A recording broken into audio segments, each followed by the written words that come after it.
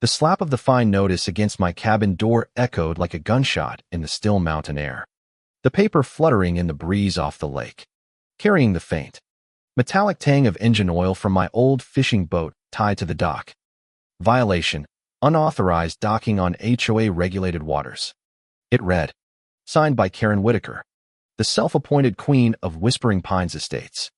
My heart pounded, a mix of rage and disbelief surging through me like wildfire. How dare she?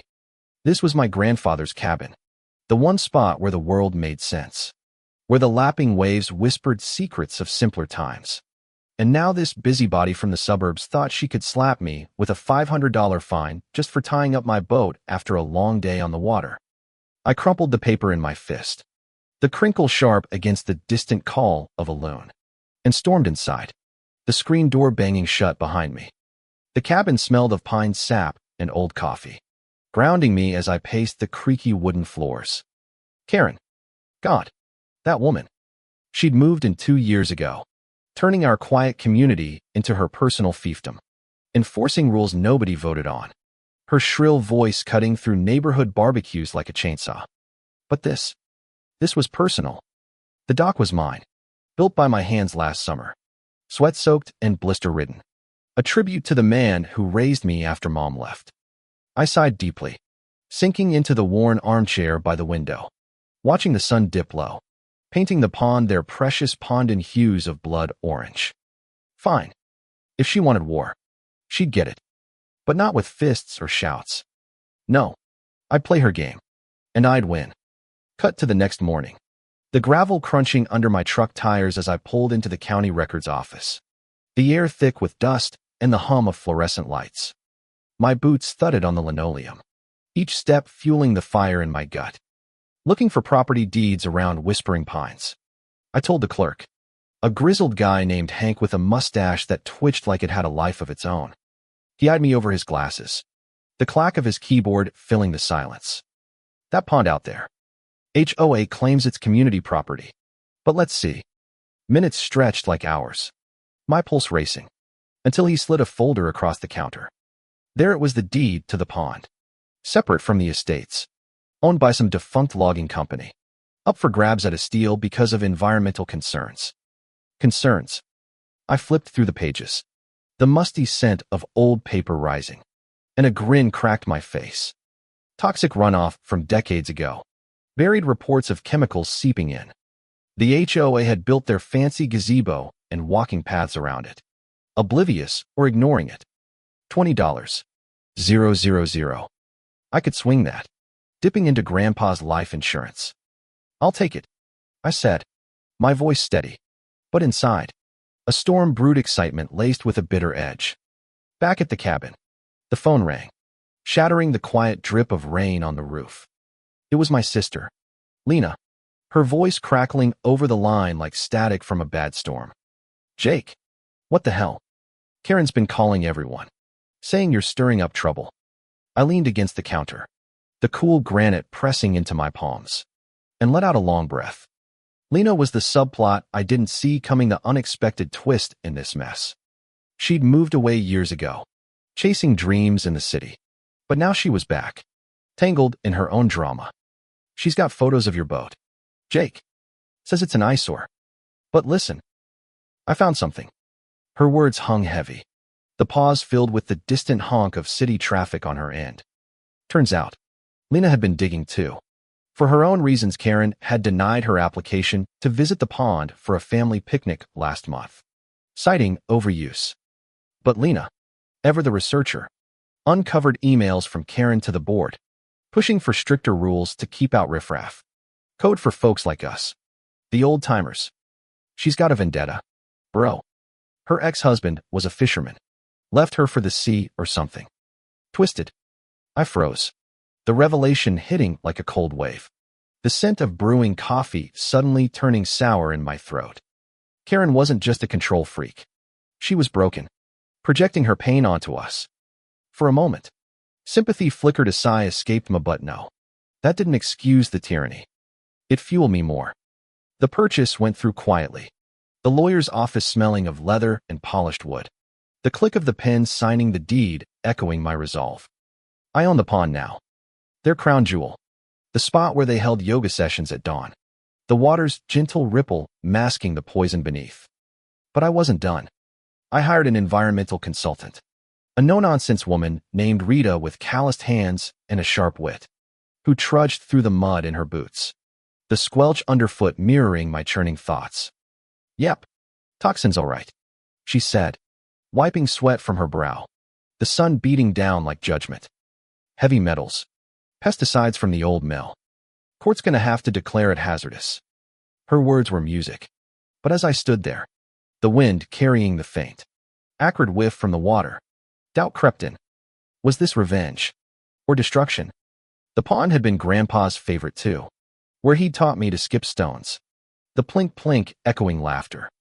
I paused, breathing ragged, the weight pressing on my chest. But then I remembered the fine. Karen's smug face at the last meeting. Her voice dripping condescension. Rules are rules. Mr. Harlan. Screw it. Justice demanded action. Words spread like wildfire through whispering pines. Whispers turning to shouts at the emergency HOA meeting in the community hall. The air thick with tension and the clatter of folding chairs. Karen stood at the podium, her perfectly coiffed hair unmoving. But her ISO. Those eyes flashed with fury, her voice rising in a shrill crescendo. This is outrageous. That pond is ours. The crowd murmured. A low rumble like thunder building. Some nodding in agreement. Others shifting uncomfortably. The fluorescent buzz overhead amplifying the unease. I sat in the back, arms crossed, the fabric of my shirt sticking to my skin in the stuffy room. Lena slipped in late, her heels clicking softly, taking the seat beside me with a squeeze of my hand, her unexpected alliance. The depth I needed. You got this, she whispered, her breath warm against my ear, carrying the faint floral of her perfume. A reminder of family bonds frayed but not broken. Karen pointed at me, her finger trembling, the room falling silent except for the distant patter of rain on the windows. You think you can buy our peace? We'll sue. Her words spat like venom. But I rose slowly, the scrape of my chair echoing, heart hammering in my ears. It's not yours anymore, Karen. And the court's already involved. Gasps rippled through the crowd. The air electric, charged with shock and a hint of schadenfreude. Rita stepped forward unannouncedly, surprise wild card holding up the report. The pages rustling like leaves in a gale. Toxic pit. Folks. Unfit for human use. Judge ruled this morning. Karen's face crumpled, a mask cracking, her breath hitching in audible sobs that echoed hollowly. The room erupted, voices overlapping in a cacophony outrage from her allies, relieved sighs from the oppressed. I felt a surge, triumph mixed with a pang of pity as she clutched the podium, knuckles white, the scent of her overpowering perfume cloying now, like defeat. But the real climax hit in the courthouse 2 weeks later. The polished oak benches creaking under the weight of anticipation. The murmur of spectators a low hum like bees in a hive. Karen's lawyer droned on, his voice monotonous. But Hershey's was a whirlwind, standing to testify, tears streaming, mascara streaking like war paint. He destroyed our community. That pond was our heart. Her sobs punctuated the air, raw and desperate, pulling at heartstrings. I glanced at Lena, her eyes misty, the unexpected emotion mirroring my own fluctuation, anger ebbing to sorrow, then back to resolve. The judge, a stern man with a gavel that thudded like fate, leaned forward. Evidence shows negligence on the HOA's part, ignoring warnings for years. Rita's testimony sealed it, her voice steady, detailing the dangers, the chemical stench she'd uncovered rising in memory. Karen lunged forward, a gasp escaping her. You can't do this. But the gavel fell crack, declaring the pond condemned, fenced off, a toxic reminder of hubris. As we filed out, the cool autumn air hitting like a cleanse, leaves crunching underfoot with a satisfying snap. Karen approached, her heels unsteady on the steps. Why? She whispered, voice breaking, the wind whipping her hair into disarray. I paused, the scent of rain-soaked earth grounding me, and sighed deeply. Because rules without heart are just chains. Karen, You find me for living. So I showed you what real loss feels like. Her shoulders slumped. A defeated exhale. And she turned away. The click of her retreat fading. Lena hugged me. Her laughter bubbling through tears. You did it, Jake. For Grandpa. Walking to my truck. The sun breaking through clouds in golden shafts. I felt the weight lift, not just revenge, but justice. In standing up, I'd reclaimed not just the land, but the spirit of community, reminding us all that power unchecked poisons everything it touches. And in that, there's hope. Fight back. And the world bends toward what's right. The drive home was quiet. The radio humming softly with an old country tune. The lyrics about redemption weaving through my thoughts. The cabin welcomed me with its familiar creak.